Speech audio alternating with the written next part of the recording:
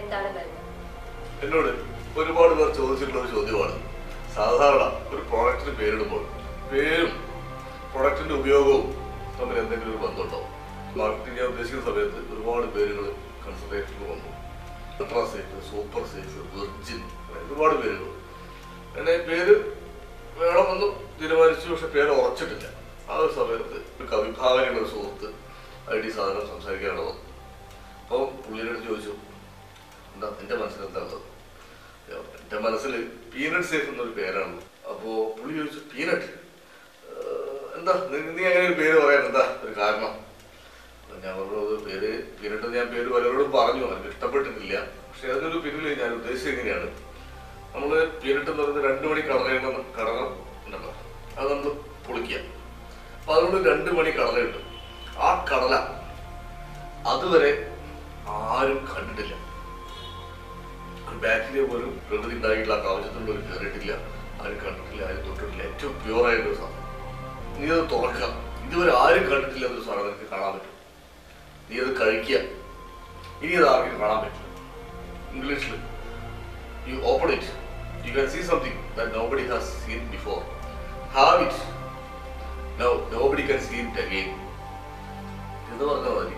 നമ്മൾ ആ സിറിഞ്ച് കൊടുക്കുമ്പോൾ ഇതുവരെ ആരും ഉപയോഗിച്ചിട്ടില്ലാതെ ഏറ്റവും പ്യുവറായിട്ടൊരു സിറിഞ്ച് നമ്മൾ കൊടുക്കും. സിറിഞ്ച് ആൾ ഉപയോഗിക്കുന്നത് ഡിസ്പോസ് ചെയ്യുന്നു. ഡിസ്പോസ് ചെയ്ത് കഴിയുമ്പോൾ നമ്മൾ കടല കഴിച്ച പോലെ പിന്നെ വരുന്നത് അതിൻ്റെ തോടും തൊലിയാണ്. അതേപോലെ തീരെ ഉപയോഗശൂന്യമായ സ്ക്രാപ്പായിട്ടുള്ള ഒരു വേസ്റ്റ് ആയിട്ടുള്ളൊരു പ്ലാസ്റ്റിക് പീസാണ് അവശേഷിക്കുന്നത്. അപ്പോൾ ഇവിടെ യു ഓപ്പൺ ഇറ്റ്, ഏറ്റവും പ്യൂറായിട്ടുള്ള സാധനം കിട്ടും. ഡിസ്പോസ് ഇറ്റ്, ടോട്ടൽ വേസ്റ്റ് ആയിട്ടുള്ള സാധനം കിട്ടും, സാധനം എടുത്ത് ഉപയോഗിക്കാൻ പറ്റും. ആ ഒരു ഇതാണ് ഞാൻ ടാലി ചെയ്യാൻ ശ്രമിച്ചത്. ഇതൊന്നും കൂടാതെ മെഡിക്കൽ സയൻസിൽ ഞങ്ങൾ പീനട്ടിനെ പറ്റി പറയുമ്പോൾ peanut is the poor man's meet.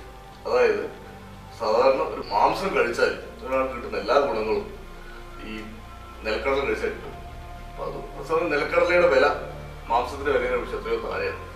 ഈ ചുരുങ്ങിയ വിലയിൽ കൂടുതൽ ഗുണം കിട്ടുന്നൊരു സാധനം എന്നുള്ളൊരു നിലക്കടലയ്ക്കുണ്ട്. അങ്ങനെ അത് രണ്ടും കൂടി ചേർത്തിട്ടാണ് പീനട്ട് എന്നൊരു പേര് ഞാൻ ഉദ്ദേശിച്ചത്. പക്ഷെ അത് ആർക്കും ഇഷ്ടപ്പെട്ടിട്ടില്ല. അതുകൊണ്ട് ഞാനത് ഇതിനെ പറ്റിയിട്ട് കൂടുതൽ ബോധേടല്ല. അപ്പോൾ ആ സുഹൃത്ത് അപ്പോൾ അത് കഴിഞ്ഞ പറ്റുമെന്ന് പറഞ്ഞു, നീ ഒരു കാര്യം ചെയ്യും, ആരെന്ത് പറഞ്ഞാലും ഈ പ്രൊഡക്റ്റ് നിന്റെ പേരിടണം. കാരണം നിന്റെ ഉദ്ദേശശുദ്ധിയും നിന്റെ പ്രൊഡക്റ്റിന്റെ പരിശുദ്ധിയും അതുപോലെ ആ പേരിൽ ഒതുങ്ങിയിട്ടുണ്ട്. അപ്പോൾ നീ എന്തായാലും ആ പേര് തന്നെ ഇടണം എന്ന് പറഞ്ഞ് അദ്ദേഹം വളരെ നിർബന്ധിച്ചുണ്ടായാലും നിർദ്ദേശം സ്വീകരിച്ചു. പക്ഷെ അതിനുശേഷം ഞാൻ ഈ കഥ, ഈ പേരിടാനുണ്ടായ പ്രചോദനം ഇതാണെന്ന് പലരോടും പറഞ്ഞപ്പോൾ എല്ലാവർക്കും ആ പേര് വളരെ ഇഷ്ടപ്പെട്ടു. അങ്ങനെ പ്രസന്റ് പേര് പൊതുവെ എല്ലാവരും സംബന്ധിച്ചിടത്തോളം വളരെ അക്സെപ്റ്റബിൾ ആയിട്ടാണ് ഉള്ളത്.